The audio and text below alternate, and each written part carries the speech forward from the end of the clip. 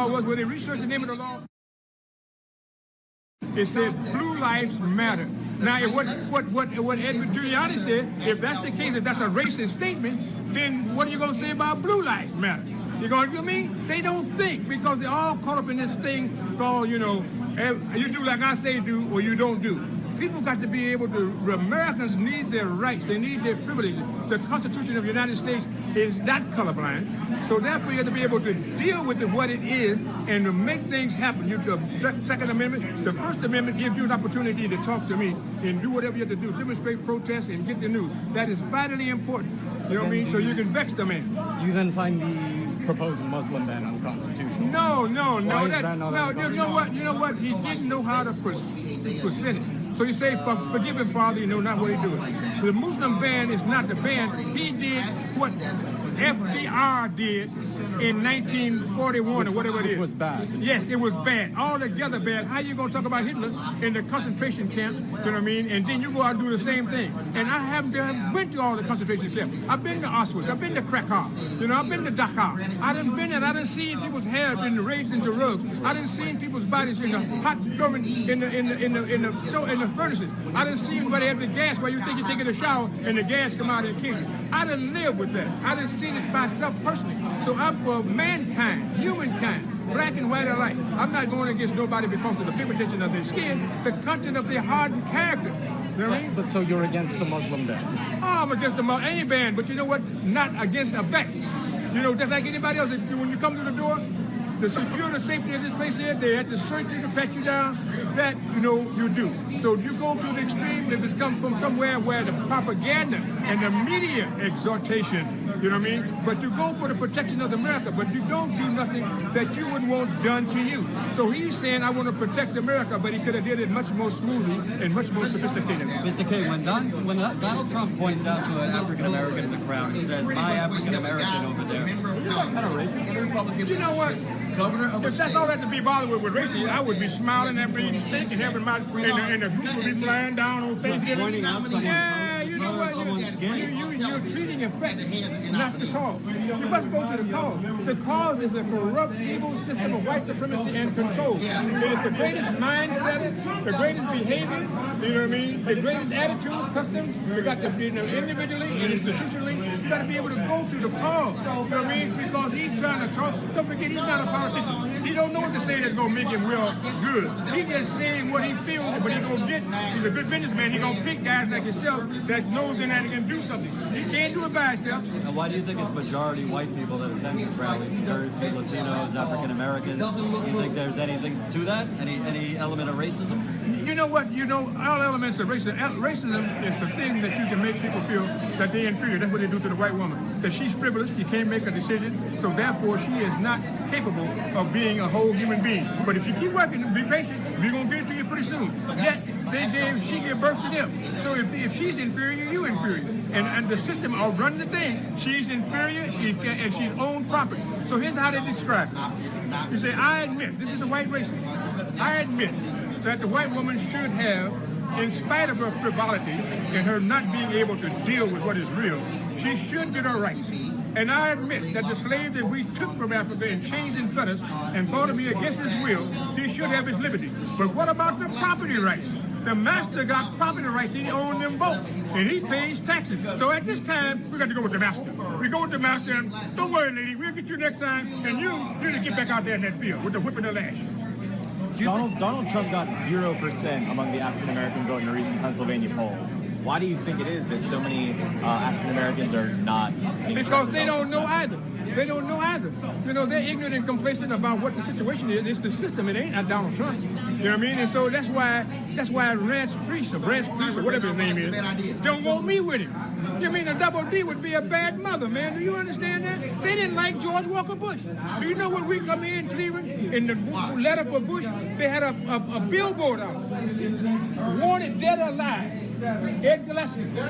They put it out on a billboard, like the Cowboys. You know what I mean? Billboard, Ed Gillespie wanted dead or alive. Coming in with me. You know what I mean? You got to understand what time it is. But I delivered Ohio against all odds. Because no black didn't like no Republican. You know what I mean? Although Republican was the first one that gave blacks the right with U.S. Grant. and all of them coming in. But they took it away when they went in Reconstruction, and they bought 1876 was the worst election in the history of the country, and they bought the goddamn election and took the troops out of the South, and then with the end of Reconstruction, they put the same people back into power that was in power that had them in slavery. And how's Donald Trump going to help inner cities? He talks about the inner cities. African-American unemployment, especially among the young people, is through the roof. He hasn't introduced any policies to help them. 1968. No, this is No, 2016. you asked me the question. Let me answer it. Now, you did your thing. 1968, March the 14th, a man named Martin Luther King Jr., he said that the African-American unemployment is going through the roof. He said it's 8.8. He said if you go up, it's going to be 16 to 17%. And if you go to the youth, it's going to be 50 to 60%. 20 days later, they assassinated him. All right? Now, in 2016, in February, the NPA and whatever it is, the law come out.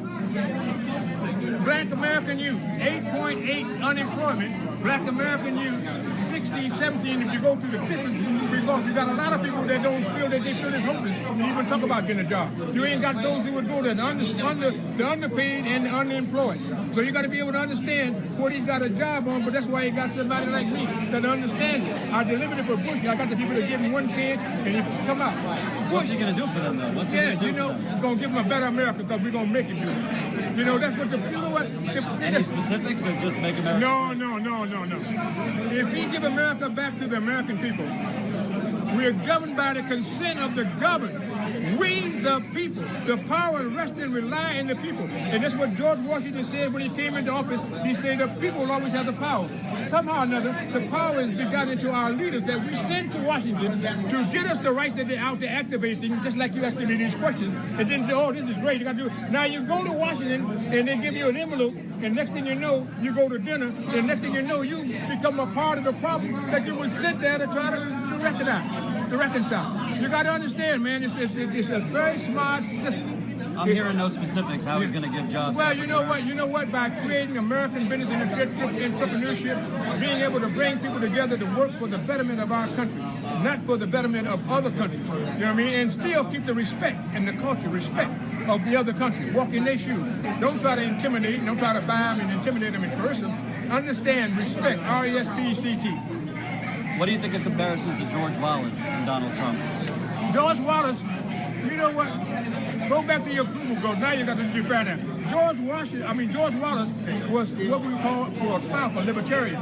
And he was running around saying nice things, you're going to bring the people in. And they said, if you don't out-nigger them people, you got to be out of your mind. You're going to be able to do this.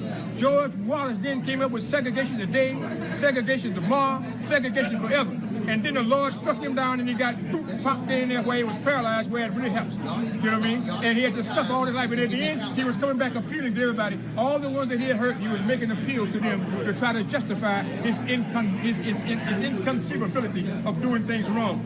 Wrong don't make right. This system makes wrong right. It considers the white woman an article of merchandise, a slave with no privileges. She's inferior. All right? They consider people of color inferior. You know what I mean? When they own property. So the master owns the property. We got to change the system, man. I just want to move y'all this way here. Okay. Because Don talked real loud. He overpowering the other interviews. Yes. What does Trump have to do to beat Hillary? What does he have to do to beat Hillary? Change the system, man. If he stay with that battle cry, because his own party is stabbing him in the back. You know what I mean? You know, the OJs come from Cleveland, but the OJs is the national anthem. They smile in your face, and all the time they want to take your place to backstab. They can't control now. So therefore, they can't vibe, they can't intimidate, they can't coerce. So I'm asking all the women and all the people of color, take a shot, because it can't be no worse than what it already is. You know what I mean? It can't be no worse than what it is. Let's get us a new system and then let us work together collectively, one for each yard, and make things happen for a better America. Up until recently, Donald Trump has been relatively quiet on black victims of police violence. Do you think he should have spoken out earlier? You know what? That's what they all say. But if you everything he would say, and since he ain't brief in blackness, because he's never had to suffer that anguishing anxiety of want to be and can't be, doing everything that's impossible to say emulate and imitate the white man. And if you do that, if you get success, then the reception is repudiated. You can't be able to deal with it. So he got to learn. So you got to be able to help him just like you help anyone else. But you got to understand something. You have no rights. And I don't care about the vanity of what he's saying, what he don't When you say say. you have to help them, what does that mean? That means you know what do you do to your son or daughter when they're 2 or 3? And that's where it all starts at, you know. You know, it starts in the home. Racism is not inherited. Hatred is not inherited. Bigotry is not inherited. Discrimination is not inherited. It is taught. You know what I mean? And they use the woman to help emulate themselves. They can't get no rights, can't get the right reason to say what they need to do and how they want to do it. So they are being used by false pretenses, you know what I mean, false promises, you know what I mean, and so they romanticize. But nevertheless, they still ain't got their rights. They can't even get equal pay. You know, and all the women that I'm talking to is the voice of Alice Paul, the ERA, 1923. Elizabeth Cady Stanton, 1848, the first women's convention. Susan B. Anthony, Lucy Stone. All of these people that were fighting, they were white women because blacks were enslaved. They were white women fighting for their rights and they could not be a whole human being. All right, so we're going to change that. All that's going to change when we create that new system. Tear this system apart and make America great again. America first. Forget about that other stuff. Let's get that new system and then we can deal with it, at least on an equal basis. I love it. I love this country. I'm fighting for the American people, not for Donald Trump and not for Hillary Clinton. I love them both, but I love the American people more. Now we're going to get that new system. How are we going to tear the system out and get that new system? How do we do that? Yeah, you know, you have to vote for Trump because the people's voice they have chosen him as the leader of their resentment. They resent the government, they resent the politicians, they resent the establishment, and there's so much resentment that they have chosen a leader of that resentment. And Donald Trump happened to be the man that they chose because he's independent, he couldn't be bought, he couldn't be intimidated, he couldn't be coerced, and he spent his own money in the primaries. What do you think about his VP pick then? He was kind of part of the establishment. That's the beginning of changing everything. You must understand that the Ku Klux Klan is the largest group in there, which that's a terrorist group, but they don't consider them terrorists, I guess. You know what I mean? They only killed about 50,000 black people in 1860. You know what I mean? And they had 600 convictions, and the only one of them they paid $20 and $30 fine for murder. You understand? So now what do you do? So he got that where they can know how to fight it, to know how it's born, bred, and realized. And so he picked a man that can help him to do what he has to do, bring people together, the white woman and people of color. And so we're in that state. It was 8 million strong at one time. You know what I mean? And they tell me that President Wilson Woodrow Wilson was sworn in. It was the birth of a nation. Now I'm kind of confused because I read somewhere that Warren G. Harding was a Ku Klux Klansman, and he was sworn in and had the birth of the nation in the White House. Now today I get that it's Woodrow Wilson who was in there. I don't know which one of the historians is right or wrong, but I do know this. The birth of a nation was preambled in the White House. You know, I know that. Did Donald Trump call you and ask you to be here? Yes, Donald Trump, but this is my home. He don't have to ask me to come here, but he did. He asked me to come and speak. And then this guy named Reince Braver or Reader or whatever his name is, he said, with the Republican Party, can't have a man that has done killed another man, even though he's been pardoned for it and suffered great contrition and for killing a fellow human being. He says in my hometown that I can't speak. The Republican Party can't have that. But what about George Walker Bush? What about Herbert Walker Bush? You know what I mean? What about Jimmy Carter? You know what I mean? What about all these guys that done had me on their staff, making me go out and talk to them, and we win? What is this? Is he Rip Van Winkle? Has he been sleeping for these 25 years or 30 years? Wait, so they wouldn't let you speak here? Yes. That's the Reince Braver. Donald Trump and him is fighting right now. You know what I mean? But what it ain't about me. It's about Donald Trump. They don't really want Donald Trump because they can't control him. So therefore, they ain't interested in Donald King because they can't do nothing to me. But you spoke in I'm an American and nobody's be proud. I'm fighting for people like him, people like young, will come out and do something for this nation. I want people to see what it is to be an American. This is a prize gem. I done been around the world.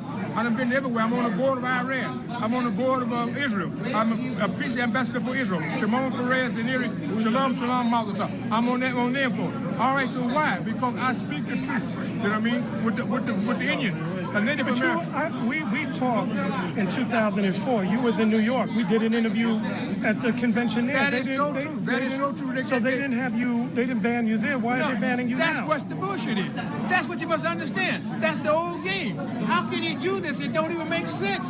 This is the same party that I was with Carl Lowe.